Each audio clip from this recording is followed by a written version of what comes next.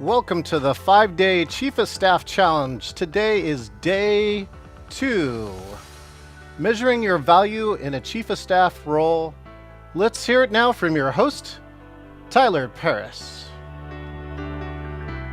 Hey everybody, welcome back to our 5-day challenge, where in these 5 days, for half an hour each day, I'm hoping to give you some tools and tips for some of the most common challenges that Chiefs of Staff face. And also just to give you a taste of what we cover in our Chief of Staff Mastermind cohorts. And one of our current cohort members, Joshua, liked cohort 3 so much that he already signed up for cohort 4. And when he heard I was doing this challenge without being paid, he had this to say about his cohort experience. Hi, Tyler Paris here. I'm so excited to kick off our 4th Chief of Staff Mastermind cohort, a year-long learning cohort that combines the power of Chief of Staff specific training, group and one-on-one coaching, and peer advisory. Don't just take my word for it, why it's an awesome learning opportunity. Take it from participants themselves. And as I continue through the cohort, the other thing that this provides is a series of inflection points to think about myself, and am I growing, am I improving, am I valuing others, am I experiencing new things? So I have the stretch mindset. Enough said. Don't miss out on astronomical ROI. Sign up for cohort 4 today and become the leader your organization needs and you want to be. All right, thanks, Joshua. And I'm not sure if he's going to be on the call today, but today we're going to be talking about measuring the value of your work as Chief of Staff, because so much is behind the scenes. It's that coordinating, orchestrating. You may not be the lead, but you're leading from behind. And some of the things that you're working on are these big, long-term and nebulous, intractable problems that may be hard to break down into component chunks and articulate the value of. So there's lots of different aspects to this. Would love for everybody to just drop into the chat for me real quick.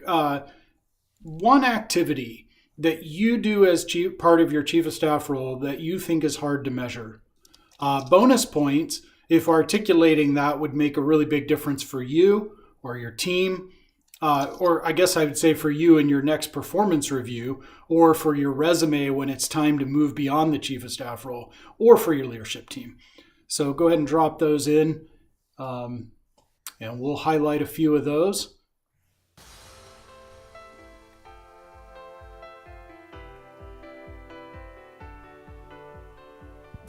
Tyler, what's one of your number one answers you've had that's hard to measure? I'll say one of them is building culture, and I'm going to come back to that and use that as an example in just a minute. Although it's kind of tied up in that engagement and retention piece that we talked about this morning at our monthly mixer. Another one is resolving conflict. So I have a couple good examples we can pull for that. Meeting management, alignment. Getting vertical alignment from top to bottom, from the strategy down to the tactical level work, but also across teams. I call that horizontal alignment, across functions. So it looks like, acting as a proxy, developing and fostering relationships, handling the minor fires that pop up last minute. Yep. Daily. Thanks, Daily, Amy. yeah. Multiple times a day, most likely, right? Facilitating stakeholder alignment. Yep. Alignment. Prioritization. Great. I'm glad you brought that one up too. Prioritization is such a tough one. Everybody talks about it. It's really hard to do. I like Rob's comments. You don't get points for avoiding a fire, only for fighting a fire. Yeah, interesting enough. Great question for your leadership team sometime is, do we have an environment that makes heroes out of the firefighters?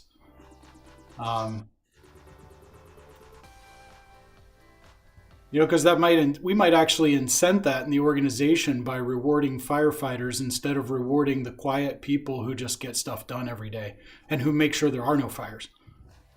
So creating an end-to-end approach. Love to measure effectiveness. So these are all great. I appreciate you sharing those. I think what is interesting about these is I hope that you're seeing both the variety and that in the challenges that you're facing, but also some commonalities like, oh yeah, maybe I didn't write that one, but that one resonates with me too.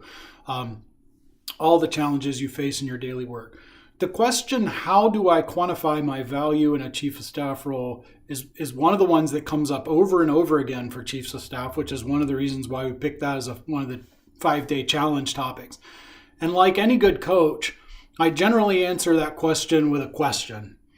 And that question is, if you're not able to articulate the value of what you're working on, why are you working on it?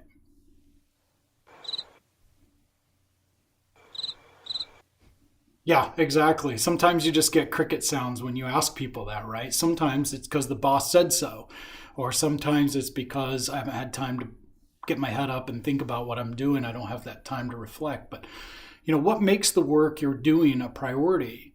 And why is it important to work on it or solve it? And so I'm going to walk you through a quick example of taking a seemingly fuzzy task. And then we're gonna ask that question about it and show you how that unfolds, finding the value of it. And then we're going to get you into breakout rooms to wrestle through your tough to measure areas and get some peer feedback and some ideas from each other. So here's a starting example. Let's say you're working on engagement and retention for your exec. And this is top of mind for me because we just covered it in our monthly Chief of Staff Mixer this morning, but also because it's timely for a lot of you, because nearly everyone is working on something related to engagement, retention, improving their culture. How do you measure that? How do you measure the value of that work? Well, first you have to ask, why does it matter? And this kind of alludes to that question I asked a minute ago. Are people leaving? Is productivity down? Did you have a miss on a project or a deadline or a budget? Did you have to have a really painful analyst call? Knowing what the real problem is comes first. And then, let's say people are leaving. Then you can start dealing with that specific issue. So if people are leaving in your organization because of the culture problems or because of the engagement and retention issues or your employment brand, whatever that big fuzzy nebulous thing is that you're working on. If someone's leaving, let's start with the fact, do they get a severance? Because that might be one point of articulating the value of solving this problem. That's going to be a cost for you. If you think about recruitment costs, you've got recruiters drafting and posting job descriptions and the time the team's spent on giving feedback on that. You've got your costs of belonging to job boards and paying for specific postings, some of which you might do anyway, but the specific posting for someone who left might add a little cost. It's probably not your biggest one, but it could be. Screening candidates. So as a quick aside, and just to give you a sense of the scope of this, the average chief of staff role right now is garnering 800 to 1,200 applicants. Imagine the screening time just sifting through 800 to 1,200 applicants to try and see if you even have an initial phone call, see if they even look at a high level like they're worth having a next conversation with. That is mind-boggling to me. So, in a field of that many applicants for jobs, that screening time stacks up. Are you going to hire a search firm? You might as well throw the cost of that in there. If you're not, great. Those are just some of the easy, most direct costs of recruiting to measure. What about your leaders, managements, and peers' time interviewing replacement candidates?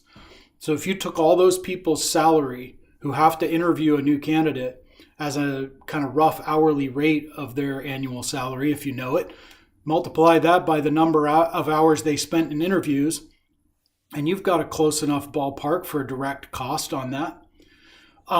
What if you think about the opportunity costs of the same people not spending time driving their other priorities forward while they're preparing for conducting and following up on interviews? So, you might have your whole C-suite interviewing a candidate for a senior position. That's a lot of folks out of their day jobs doing that interviewing and giving feedback to each other and trying to work the loop. While you're at it, factor in the cost of all the people around the exited employee chipping in to do that person's job fractionally until somebody new is hired. What are the costs for training that new hire? And the time where that new employee is not fully productive because of ramp up or a lack of familiarity with the culture and how things work here. So even a quick study smart person can't know everything when they come into a new role, and they've got some learning curve. And what about the lost investment you made in the previous employee, which might include their knowledge? It also might include that conference you sent them to last year, which maybe that's not the best example this year because T&E costs are way down, but it used to be a great example.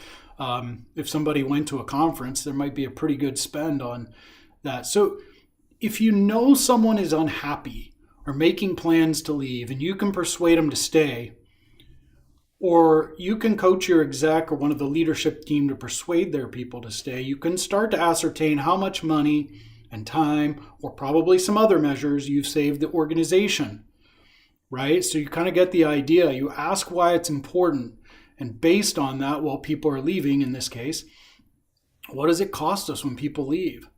And so if I fix that problem, how can I start measuring that? So you might be familiar with Bernard Marr's 75 KPIs. John's going to showcase that for just a second. Just as a starting point, does this work shift one of these KPIs or help us focus on it? You probably have your own KPIs, hopefully. If not, I've seen chiefs of staff use this list of 75 KPIs to start a conversation with their exec about the 3 most important results they should be focused on, which, by the way, ties into our conversation yesterday about the value stream mapping and the 2 pie charts and where could I add value for you. And if I have 10 things on the list, which of these 3 would shift a KPI? Which of those KPIs should I be assessing that list of 10 against to know if it makes the biggest value? So you get the idea. Asking why is important so that you can get to the work of solving the right, let me say that another way.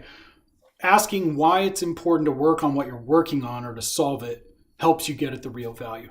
So now that I've given you some context, let's get you into small groups to start walking that through with each other.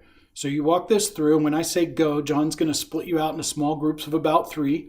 And what I want you to do is take 1 minute or less to quickly share your hard to articulate area. And then you'll have about 4 minutes each, maybe 3 minutes, I'll say 3 or 4 minutes each. So not a ton of time, but a little bit to explore with each other. Why is it important to solve this problem and to glean insights and inputs from your peers? So we should be right about 15 minutes for this activity total once 3 of you have gone. And we'll broadcast time hacks so you know when your time's wrapping up and it's time to move on to the next person. If we have time, we'll debrief as a large group. Most likely, we'll probably chat some of our takeaways. So, John, if you don't mind, let's go ahead and get folks into the breakout without further ado. All right, Tyler, here they come. Again, you'll be put in breakout rooms. If you do get stuck in a dead room, you can move rooms. If you have any troubles, you can click Ask for Help or meet us back here in the main room. Here we go. We'll see you back in 15 minutes.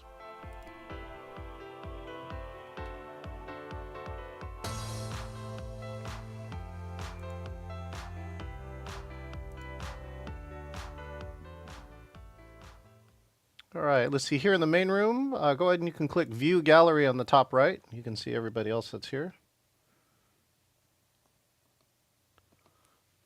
Welcome, Rob. How are you? Amy, I believe Amy is here. Excellent. Yes. Are we just joining any room or are we assigned rooms? That's what I'm not clear on. You are assigned this room, Rob. Oh, okay. So let's see. I'm going to try and get these 2 people back here too. Here we go. So let's see. Who would like to start?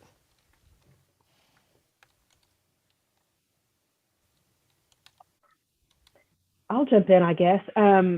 Really, this is kind of a new role, so I'm kind of a catch-all, and it's trying to figure out really that should go to that person, not me, or that person has it really should be to me.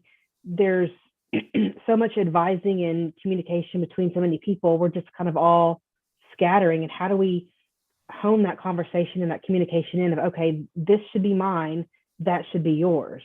And I think that's just part of this being a new role and me being new in this role is why I'm struggling with it.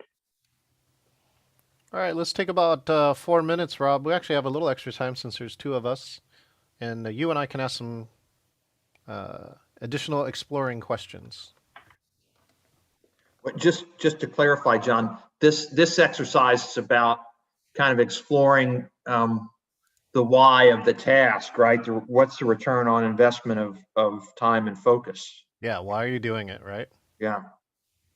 So Amy, I guess that's a good question that people can get frustrated with as a chief is trying to figure out where it goes. Are people frustrated because they're spending time on the conversation of delegation, or is it? I think yes, it's kind of like, oh, you're doing that. Oh, I thought I was doing that, or I'm already doing that. Why are you doing that? Because we have a new leader and he's unclear of how. So again, my frustration is how can I say, look, let's assign this and these type of things to me and let me show you that I can be of value to you, because right now he's just kind of, hopping along, grabbing anybody he can. So I need to find a way to rein him in. And also me being a better advocate for myself. Hey, look, I've done this. Let me do this. Let me show you that I can do this well.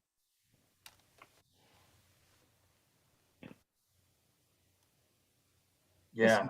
So, I was doing the takeaways as you were talking, and it's wasted time in lack of clarity when you've got one or you got two or more people working on the same thing or not working because exactly they think someone else is on.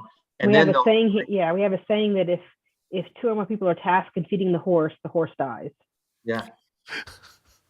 And then the other one I had as a takeaway was, we call it hallway tasking, right? When the boss just walks by and it's like, hey, this is what I need done. Mm-hmm. And that's obviously suboptimal with respect to the right talent on the right task and pulling people off of what they're doing.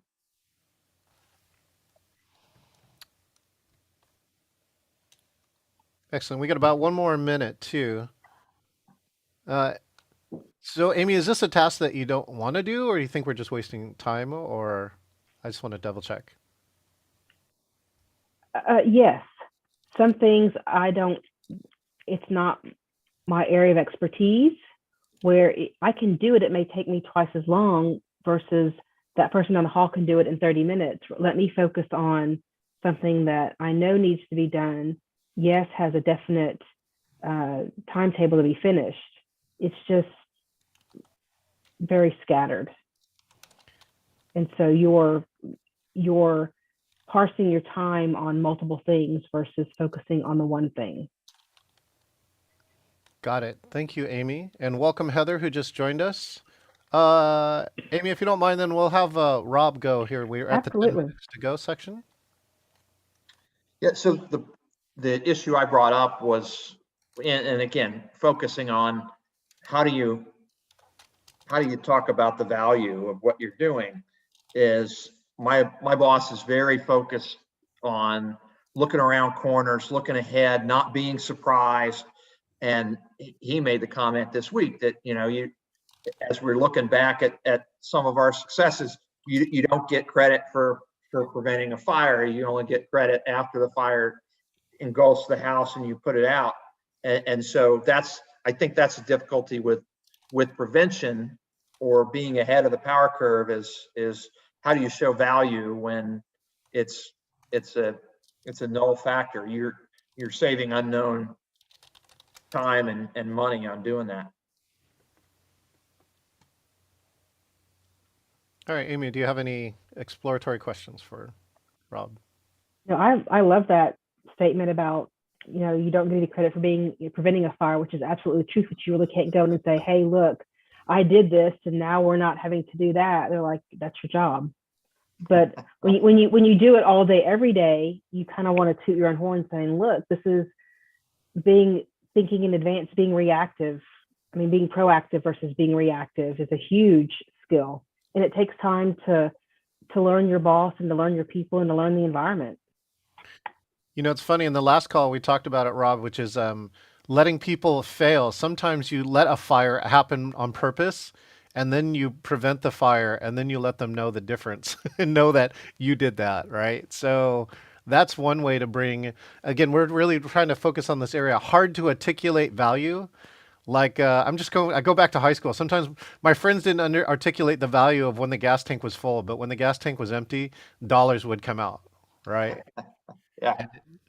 Yeah. You know, No, but I, that's the real I part. agree. We've had that conversation about when we saw something coming, we'd highlight it with senior leadership. They would ignore. It would be a train wreck, and then you're able to come back and say, "Hey, you know, we talked about this, and you should listen next time." Heather, do you have any either adjoining comments or questions? So we're just exploring this concept that Rob has. I love it. Just had something at the early onset of 2022, just overly stressed, overcommitted, all at a leadership level. And there was a little bit of a feedback loop from my principal. I wish you would have raised the white flag a little sooner. And I kind of knew that was coming, and I hadn't pushed it in a while, so I tried it. It wasn't probably the best timing because it dealt with board and committee. I knew it would come together, but all of her direct reports, 6 of them were heavily involved in the start of the year and new business and just making sure that systems work. And so we were doing a literally 60-minute presentation that needed to be pulled together leading up and through the holidays. And I'm like, maybe I shouldn't protected the team so much or thought it was going to work out, but yeah, it came to the top and it was noticed.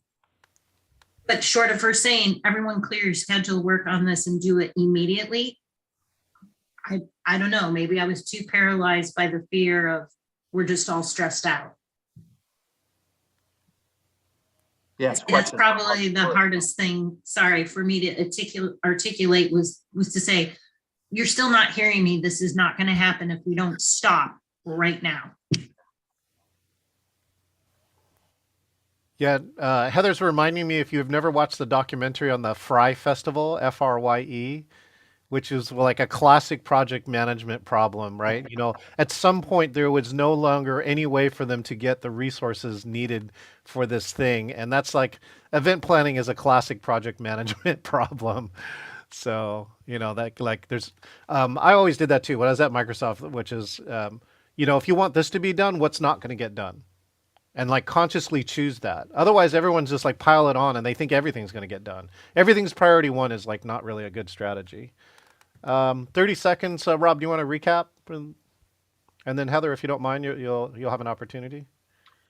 Yeah. So the notes I was taking were really about highlighting the value of you know, that engagement and noting when your foresight was discounted in the train wreck that happened. And that's not about saying I was right. It's about saying, let's be prepared next time. And it's really a question when you see the train wreck coming is how hard do you push to get people to act, or do you just, you know, eventually plan on recovery operations? Well, and maybe articulate how much did that train wreck cost us? Yeah. Not you, it's us too. It's really, I think that's really the key. Okay, cool. Heather, we got about 5 minutes remaining. So if you want to take a minute, you can articulate something about Chief of Staff that is hard to articulate, hard to understand the value of. Well, I think just hopping in and joining all of y'all on what you're discussing right now was something that I've been struggling with. Is not everybody's priority one is going to get done. And my spouse has been hounding me since the holidays to do a very brief dashboard and keep that in front of my principal, not just a list, but to allow that flex and swap out those priorities. And most of the priorities in the last quarter have been at a board or a committee level, which to me or to us is, you know, that has to be delivered on because that's our CEO's boss. So nothing trumps that. And just talking with this group, it's time to do the dashboard today. I have time today. I need to do it because I'm seeing little train wrecks starting to pop up because there's so much going on. You should find train post-its. Amy and Rob, any comments? Well, yeah, on the exercise, I guess the question is, what we're focused on, what is the value of the dashboard of priorities and prioritization, and what's the cost if it doesn't happen? Can't track it all by email, and that's what's happened this morning. I've realized so much has gotten pushed to me from my principal at my process or my system, and then now I'm looking at time is so tight between certain key players that need to be there. I'm like, this is going to be 4 weeks or 6 weeks out. I don't think it's what we want, right?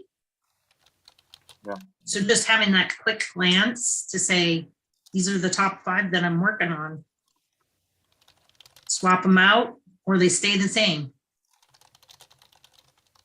One of the things that we have too is like a Kanban board, right? So I don't know if you have used a Kanban board, Heather. So Researched it. Yeah, it's pretty simple. I mean, in concept, it can be pretty simple, which is you start on a stuff to do, and the middle is like in progress, and the right side's completed. But one of the things is, I think in your case, if you would see all these other things coming in, you could show a picture of it too. Then you just shoot some photos and do some time lapse with your own camera, and you'll see all the other projects that came in that made this other stuff not happen. I think that's kind of how you can visualize. Don't even get me started, but yes, I love it. Right. I think that would be one of the ways to do it. Because then you got to come back, right? That's hard to articulate. But when you say, then you start looking at lost cost of opportunity. Because you dropped these 5 things on me. Here are 5 things that was worth this much to the company we didn't do. So that's always been my strategy at Microsoft. And that was one of the ways we broke ties at Microsoft. In the early days, everybody was a shareholder.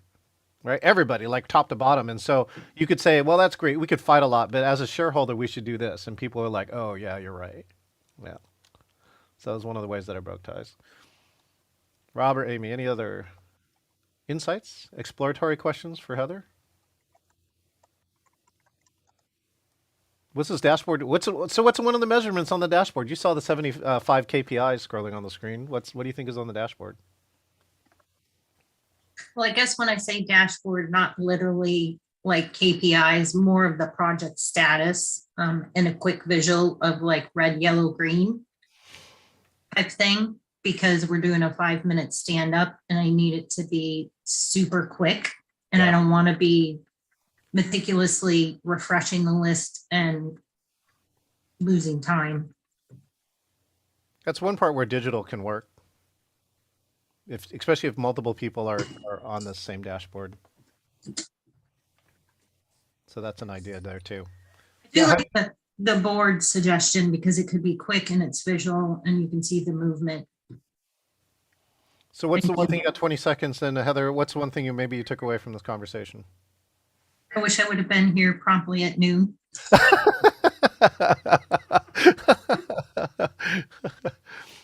Wish you could delegate to Rob and Amy and me. No.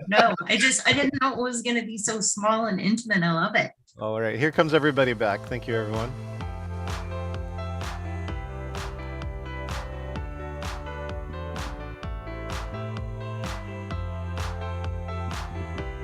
All right, Tyler, I believe we have everybody back. Last question. I'm not sure we'll get to it right now, but great question, and I appreciate you bringing that up. I just want you to know I'm not going to forget about it. But just we're almost at time again, so would love it if you all can chat for us real quick. If there was an aha or something you took away from this session, something you're going to do differently, or if you just got stuck and you wish you could deep dive even more, go ahead and drop that in the chat. But I hope that in these 30 short minutes, we've given you a starting place to ask some questions about work that is hard to articulate the value of, and that will help you measure it. When I was chief of staff, I could point to 150K in OPEX savings in the first 6 months of my job just by prioritizing some of the work that was in our queue and telling everybody we're not going to work on this other stuff. We're going to focus on the stuff that has a higher likelihood of driving real value. We're going to just let the rest fall by the wayside. We're going to make a conscious choice to say no, and boom, focus on that. So I think many of you will find even more savings than that. And so I'm going to stay on for just a few minutes, as John put in the chat. If you want to talk more about it, I've probably got another 15 minutes or so. We can bat ideas around. I could share some other examples of how I've seen folks articulate this value. And let's see. Yeah, I think that's it. So for those of you joining us by Zoom, I'll stick around. If you're joining by live stream, I bid you adieu and great rest of your day. And we'll see you tomorrow for facilitating engaging meetings. Thank you so much, Tyler Paris. Join us again for day 3 of Tyler Paris's Chief